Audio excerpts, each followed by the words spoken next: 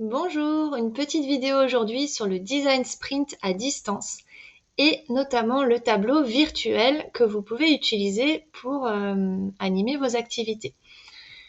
Alors je vous présente le tableau que nous propose Jake Knapp, Stéphane Cruchon, John Diratsky et Jackie Colburn. Alors, ce qu'ils ont fait, c'est qu'ils ont repris les grandes étapes du design sprint, donc les 5 jours, sous forme de colonnes en blanc là. Donc vous avez les 5 colonnes, si on ne compte pas la première en bleu. Donc première colonne, c'est l'exercice de map, c'est-à-dire on cartographie le problème. Donc on le voit de manière visuelle. Le deuxième jour, on va procéder alors à la génération d'idées sous forme de sketch, c'est-à-dire de petits croquis. Ensuite, le troisième jour, on va décider quelles sont les idées de solutions sur ces croquis qui semblent les plus prometteuses et qui méritent d'être prototypées. Ensuite, le quatrième jour, on va véritablement créer ce prototype. Et enfin, le cinquième jour, on va procéder au test du prototype. Tests qui sont incontournables pour obtenir des réponses à nos questions de départ. Alors, je ferai une vidéo sur ce point précis qui est souvent oublié, c'est qu'on fait un design sprint pour répondre à des questions, des hypothèses au départ que l'on pose et qui s'appellent questions du sprint.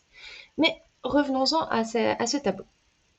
Ce qui est vraiment très intéressant sur ce tableau, c'est que Jake Knapp et les autres se sont penchés sur les instructions à donner pour chaque exercice. L'un des premiers exercices, c'est le long term goal, le but à long terme. Et vous voyez que vous avez donc une phrase d'instruction, des consignes, qui est super claire, en une phrase. Voilà, c'est très concis, c'est percutant, ça va droit au but. Vous avez un rappel du timing, de la durée de cette activité, et s'il y a un vote, et combien de votes il faut prévoir par personne. Très pratique, donc pour le facilitateur, d'être ainsi soutenu et de ne pas avoir besoin de faire un plan sur une feuille à côté pour se souvenir de toutes les consignes qu'il faut donner et ne rien oublier. Autre point intéressant, c'est qu'on vous met ici un exemple. Donc ça c'est super parce que les exemples, c'est le meilleur moyen pour les personnes de se projeter et de comprendre ce que vous attendez d'eux, même si la consigne n'est pas encore tout à fait claire dans leur esprit.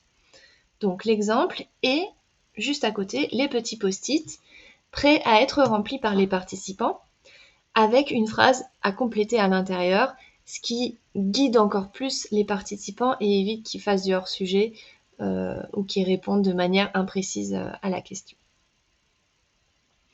Voilà, donc cette façon d'amener les choses, vous la retrouvez pour chacune des activités.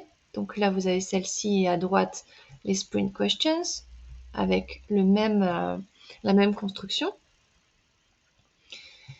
En dessous, vous avez l'interview des experts et l'exercice des How Might We, avec des zones individuelles pour que chacun puisse compléter, et ensuite des zones de mise en commun.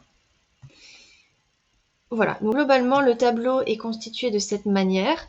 Vous avez vraiment tout le déroulé et toutes les consignes pour que ça se passe bien.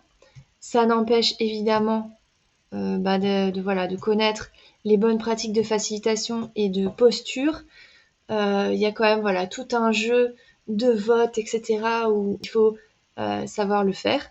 Avec cette base, franchement, vous pouvez déjà bien comprendre comment ça fonctionne et vous lancer dans vos premiers workshops et récupérer éventuellement des petits morceaux du design sprint pour des workshops à part.